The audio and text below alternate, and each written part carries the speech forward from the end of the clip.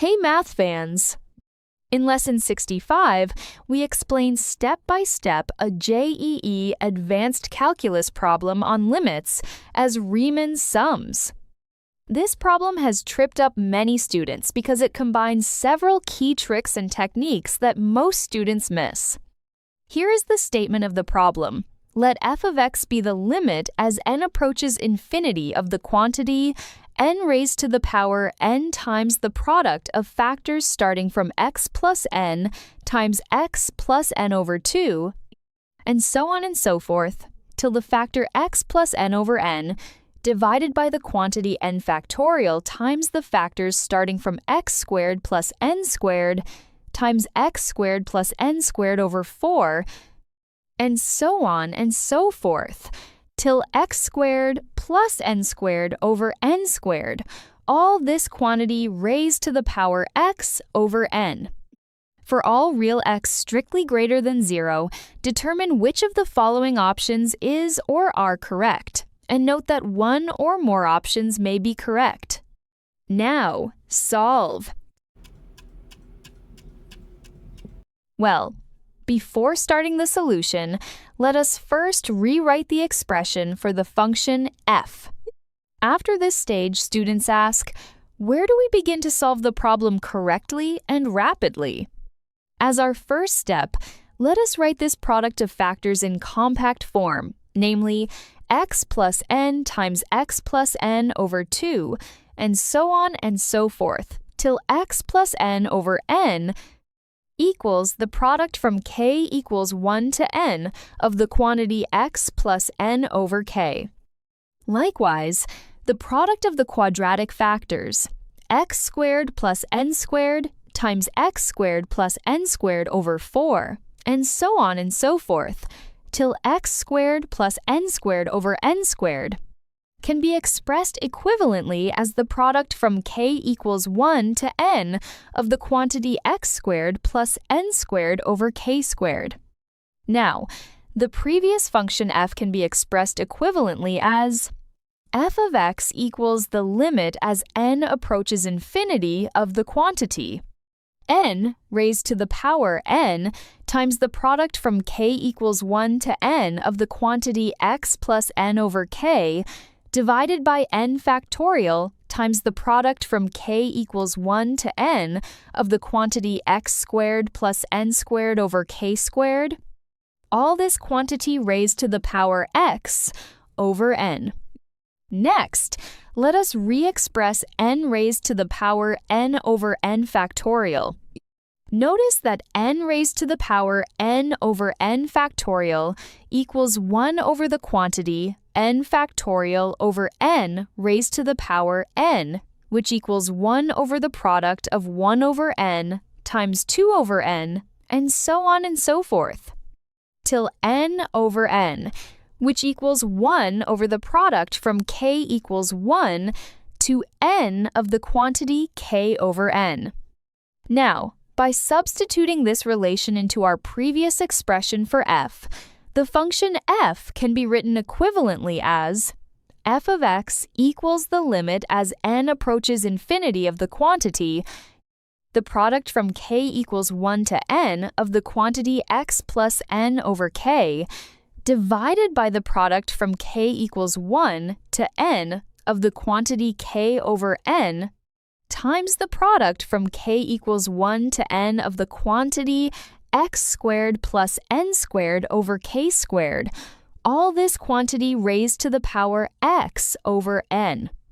Now, to unify the mathematical formalism within the function expression, notice that we can rewrite n over k as 1 over the quantity k over n. Similarly, n squared over k squared becomes 1 over the quantity k squared over n squared.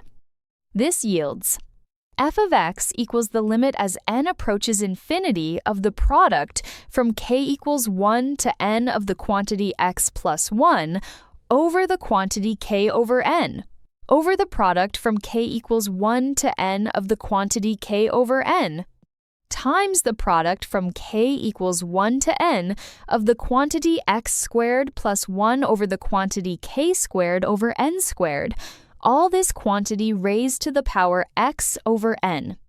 Now, since the function is strictly positive, apply the natural logarithm to both sides, leading to the natural logarithm of f of x equals the limit as n approaches infinity of x over n times the sum from k equals 1 to n of the quantity, the natural logarithm of x plus 1 over the quantity k over n, minus the natural logarithm of k over n minus the natural logarithm of x squared plus 1 over the quantity k over n squared, all enclosed in brackets. By applying the properties of the natural logarithm, and since the limit is taken with respect to n and does not depend on x, we can move x outside the limit, namely, the natural logarithm of f of x equals x times the limit as n approaches infinity of 1 over n times the sum from k equals 1 to n of the natural logarithm of the quantity x plus 1 over the quantity k over n, divided by the quantity k over n times the quantity x squared plus 1 over the quantity k over n squared. As n approaches infinity, the quantity k over n approaches t, and 1 over n approaches dt, which represents an infinitesimal displacement. Regarding the boundary analysis, at the lower bound, where k equals 1, the quantity k over n approaches 0, while the upper bound occurs where k reaches n, at which point k over n approaches 1.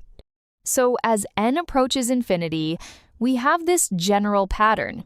The limit as n approaches infinity of 1 over n times the sum from k equals 1 to n of h of k over n becomes the definite integral of h of t dt, where h is defined as h of t equals the natural logarithm of the quantity x plus 1 over t divided by t times the quantity x squared plus 1 over t squared, yielding the natural logarithm of f of x equals x times the definite integral from t equals 0 to t equals 1 of the natural logarithm of the quantity x plus 1 over t, divided by t times the quantity x squared plus 1 over t squared, with respect to t.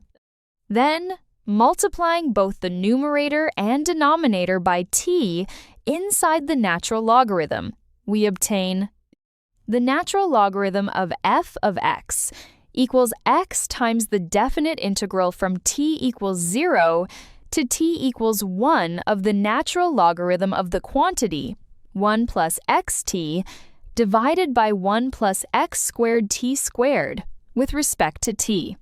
Here we notice that the integrand is continuous on the closed interval from 0 to 1, hence Riemann integrable, so no dominated convergence theorem is required. To solve this integral, we apply the change of variables method. Let z equals xt. This gives dz equals x dt, which implies dt equals dz over x. At t equals 0, z equals 0, while at t equals 1, z equals x. Substituting these values back in the previous integral expression, we get the natural logarithm of f of x equals x times the definite integral from z equals 0 to z equals x of the natural logarithm of the quantity 1 plus z divided by 1 plus z squared times dz over x. Since we integrate with respect to z, x is considered a constant, so we can move 1 over x out of the integral. Since x times 1 over x equals 1, this integral can be rewritten as the natural logarithm of f of x equals the definite integral from z equals 0 to z equals x of the natural logarithm of the quantity 1 plus z divided by 1 plus z squared with respect to z. Now, before continuing our solution, it is helpful to briefly recall the fundamental theorem of calculus, part 1. If phi is continuous on the closed interval from a to b, define the function g by g of x equals the definite integral from z equals a to z equals x of phi of z with respect to z, where x belongs to the closed interval from a to b. Then, g is continuous on the closed interval from a to b, differentiable on the open interval from a to b, and g prime of x equals phi of x. Now, we apply the fundamental theorem of calculus to the integral. The natural logarithm of f of x equals the definite integral from z equals 0 to z equals x of the natural logarithm of the quantity 1 plus z divided by 1 plus z squared with respect to z. Notice that the integrand phi of z equals the natural logarithm of the quantity 1 plus z divided by 1 plus z squared is continuous on the interval from 0 to infinity. Therefore, by the fundamental theorem of calculus, part 1, we can differentiate both sides with respect to x, yielding the derivative of the natural logarithm of f of x with respect to x equals f prime of x over f of x equals phi of x equals the natural logarithm of the quantity 1 plus x divided by 1 plus x squared, which gives f prime of x equals f of x times the natural logarithm of the quantity 1 plus x divided by 1 plus x squared. Since f is formed from products of positive values, f of x is strictly positive for all real, strictly positive x. Therefore, the sign of f prime of x is determined entirely by the sign of the logarithmic term. To study the monotonicity of the function f and determine the sign of the derivative f prime of x on the interval from 0 to infinity, it is sufficient to study the sign of the natural logarithm of the quantity 1 plus x divided by 1 plus x squared. We first find where this expression equals 0, namely, the natural logarithm of the quantity 1 plus x divided by 1 plus x squared equals 0. This implies the quantity 1 plus x divided by 1 plus x squared equals 1. Rearranging, we obtain x times the quantity x minus 1 equals 0. Since x is strictly positive, this implies x equals 1. Now, we determine the sign of f prime on each interval.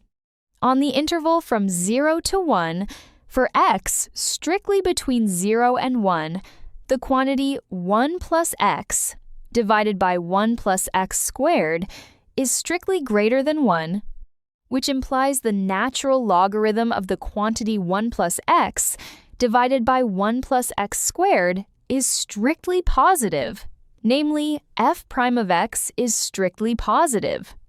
Therefore, on the interval from 0 to 1, the function f is strictly increasing. On the interval from 1 to infinity, for each x strictly greater than 1, the quantity 1 plus x divided by 1 plus x squared is strictly less than 1. This implies the natural logarithm of the quantity 1 plus x divided by 1 plus x squared is strictly negative, yielding f prime of x is strictly negative.